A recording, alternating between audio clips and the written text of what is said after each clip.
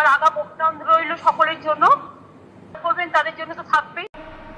বিভিন্ন ঘরে আপনারা সূর্যের আলো দিয়ে, সূর্যের আলোর রশ্মি দিয়ে নিজেদের আলোকিত করেছেন। তাদের আমি কোন ভাষায় বলবো? অভিনন্দন বলবো, শুভনন্দন বলবো, স্নেহ ছায়া বলবো, আলোকবর্তিকা বলবো,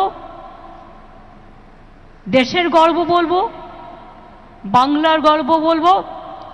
আমি বলি তোমরা আগামী দিনে বিশ্ব বাংলার গৌরব, বিশ্বের গৌরব।